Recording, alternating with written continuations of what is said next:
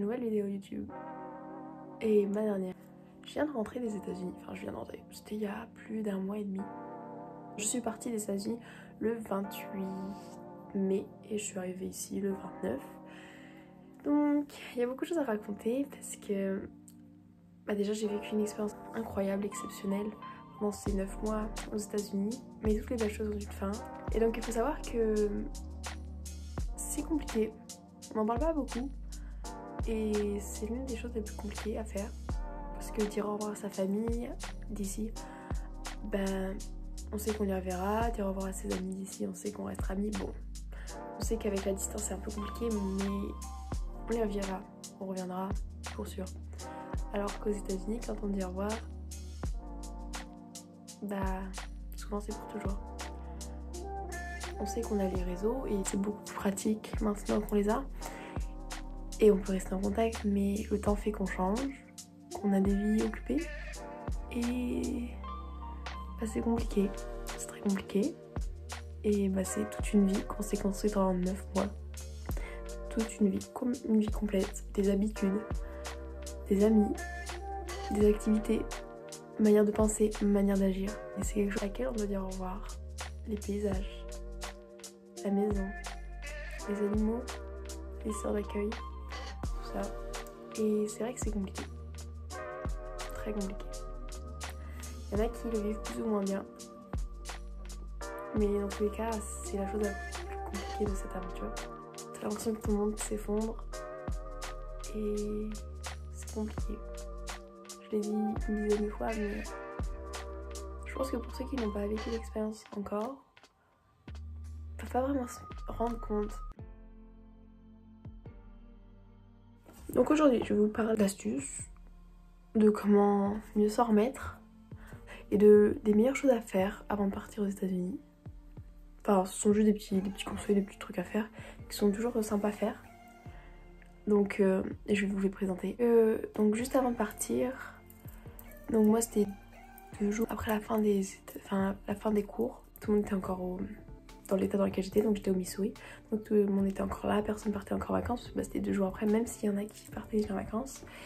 Et donc avec ma soeur d'accueil qui était une étudiante d'échange, on a organisé une soirée d'au revoir. Et je trouve que c'est quelque chose de génial à faire. Comme ça on peut dire au revoir à tout le monde. Ils peuvent nous apporter des petits cadeaux et on peut faire des trucs géniaux. Donc je vais vous montrer, bougez pas, je vais chercher mes histoires. Bon, après 10 minutes de recherche, j'ai pas réussi à trouver mon drapeau américain. Je ne sais pas où je l'ai mis, mais aucune idée. Ce qui m'inquiète un peu, mais bon, je sais qu'il est là. La première chose que j'ai faite, qui était un peu controversée, c'est... Donc j'avais un grand drapeau américain dans ma chambre et j'ai décidé de le ramener et de le faire signer par tout le monde. Donc c'est vraiment génial, je suis vraiment dépitée de ne pas l'avoir trouvé. Je ne sais pas où je l'ai mis. Je n'ai aucune idée. Je l'ai retrouvé.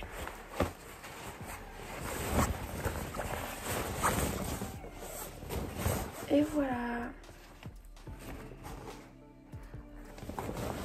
Donc c'est génial, tout le monde a signé, je suis contente.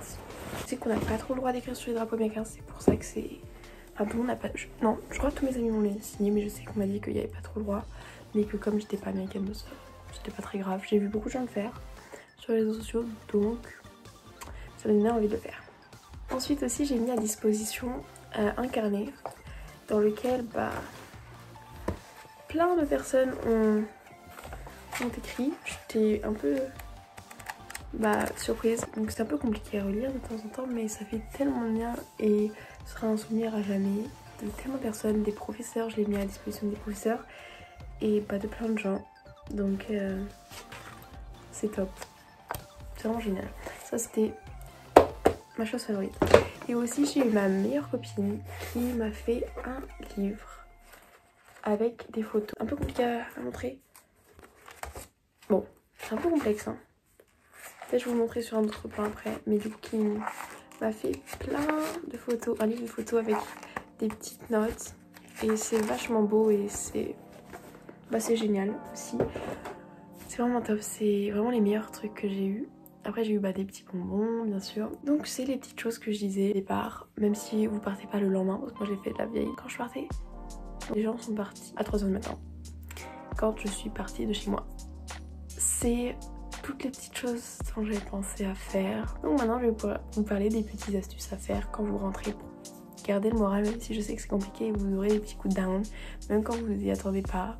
Une musique, une odeur, une phrase, un appel, je sais pas, qui vous rappellera quelque chose de fort et que vous avez envie de pleurer. Absolument pas du vécu. Je le dis beaucoup, c'est quand vous rentrez de vous occuper. De vous occuper, comme ça vous avez la tête ailleurs et vous pouvez pas penser au fait que vous êtes triste. Même si, bien évidemment, vous y penserez. Donc moi je sais que je l'ai fait une fois quand je suis arrivée aux États-Unis, je me suis j'avais pas trop le choix parce que je suis arrivée 2 jours avant l'école. Donc j'étais bien occupée et j'ai pas eu tout le temps de penser à ma vie que j'avais ici. Et du coup j'étais pas trop choquée, chamboulée, tout ça. Donc ça s'est bien passé et je me suis dit je vais faire la même chose quand je reviendrai. Et donc j'ai fait ça. Mes amis avaient le bac quand je suis rentrée, le bac de français. Donc je pouvais pas les voir beaucoup, même si on s'est quand même vu pas mal, malgré le fait qu'elles travaillent. Donc ça m'a fait plaisir. Surtout n'hésitez pas à reprendre contact avec vos amis d'ici. Je suis sûre qu'ils vous attendent avec impatience. N'hésitez pas à faire des surprises quand vous rentrez. Enfin, hey, je suis là. Et reprendre votre vie que vous avez avant. La chose qui m'a, je pense, le plus aidé, parce que s'occuper c'est bien, mais surtout c'est de voir ça comme si c'était une nouvelle aventure. Comme si vous rentrez ici et je sais pas, pour la plupart peut-être vous allez avoir le bac de français, peut-être le bac, ou juste vous inscrire et faire le code. Moi je sais que je m'inscris, je fais le code et donc ça m'occupe et ça me donne un objectif. Parce que oui, ne pas avoir de voiture aux États-Unis c'est très embêtant. Donc là je me suis dit il faut le code et donc j'y mis et juste voir ça comme une nouvelle aventure, se réhabituer à la façon de vivre ici, aux nouvelles saveurs, enfin au truc que vous n'avez pas eu l'opportunité de faire quand vous étiez aux États-Unis, le faire ici. Par exemple, je sais que moi j'étais à la campagne et je pouvais pas vraiment me diriger comme je voulais. Donc là, je vais en ville dès que je veux, je fais du vélo et je fais ce genre de choses. Faites ce que vous pouviez pas faire. Voir ça comme une nouvelle aventure, ça aide beaucoup. Juste voilà, maintenant vous êtes de retour en France et vous allez en faire ce que vous allez en faire. Faites-le compter autant que votre année aux États-Unis a compté à vos yeux et juste c'est une nouvelle aventure avant quelque chose d'autre. Donc il faut voir ça comme ça. Je sais que ça m'a beaucoup aidé, ça m'a, je sais pas, donné un coup de boost et là je suis dans ma aventure française quoi. Aussi quand vous revenez en France, je sais qu'aux États-Unis vous avez bien dû essayer des nouvelles choses, de tenter plein de nouvelles choses. Mais faites pareil ici, vous revenez de 2 ans, vous allez probablement pour la majorité des gens descendre d'un niveau. Déjà ça va vous faire plus d'amis. Parce que vous aurez les gens du niveau du dessus et les gens du niveau d'en dessous et les gens des États-Unis, donc ça va vous faire un cercle d'amis énorme et surtout c'est de tenter de nouvelles choses. Si vous voulez tenter un nouveau sport, un sport que vous avez pratiqué aux États-Unis, je sais qu'il y en a pour la majorité qui ne s'applique pas en France, mais bon, vous pouvez tenter des nouveaux sports, tenter de nouvelles activités. Si vous avez testé l'art et que vous adorez l'art, vous pouvez faire de l'art ici, la musique. N'hésitez pas à vous redécouvrir parce que ce sera un nouveau vous pour sûr. Épisode français, Colin in Friends, donc c'est sympa. Ça c'est plutôt quelque chose de mental, donc voir ça comme une nouvelle aventure c'est quelque chose de mental. Ensuite il y avait s'occuper, plus quelque chose à faire quoi. Donc c'est 2 choses totalement différentes mais qui aident énormément. Je sais qu'il y en a qui disent qu'il ne faut pas du tout, mais rester en contact avec les gens des États-Unis, moi ça m'a beaucoup aidé pour voir que ils m'avaient pas oublié. Et surtout ça me rappelle que ça m'entretient en anglais, c'est très important d'entretenir son anglais parce que ça part très vite. Je sais que mon accent je l'ai perdu, même si ça fait que 1 mois que je suis là. En 3 semaines j'ai rappelé une amie, elle m'a dit que j'avais perdu vachement mon accent, j'ai appelé une autre amie, elle m'a dit pareil. Donc voilà, ça c'est quelque chose. Donc vous pouvez parler avec eux, c'est très important. Leur demander des nouvelles et de partager votre vie ici parce que eux du coup nous ont jamais vus quand vous étiez en France, donc partagez-leur ce que vous faites mais sans que ça devienne malsain. Ne vous forcez pas à rester éveillé aux heures auxquelles ils sont éveillés. Et aussi on dit beaucoup que quand on repart des États-Unis, on peut plus, c'est beaucoup plus compliqué parce qu'on n'est pas sûr de les revoir un jour, mais si on y repense, quand on veut on peut y retourner un jour et les gens seront toujours là.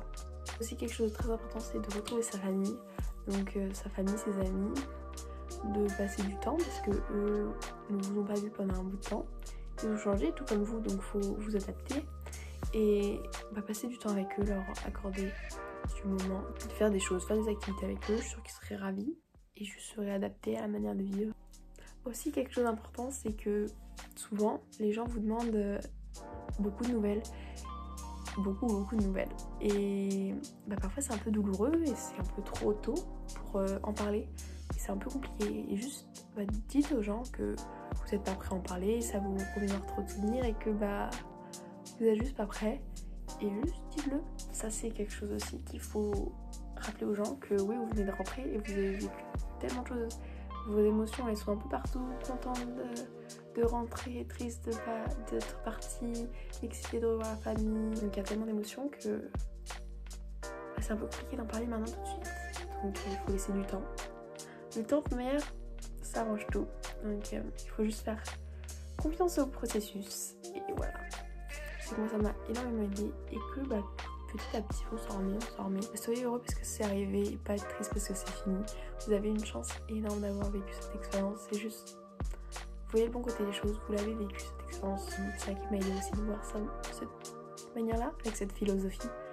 Donc il faut juste voir les choses sous un différent angle. J'espère que ça aidera certains d'entre vous. Merci beaucoup d'avoir regardé cette vidéo. À bientôt, c'était ma dernière.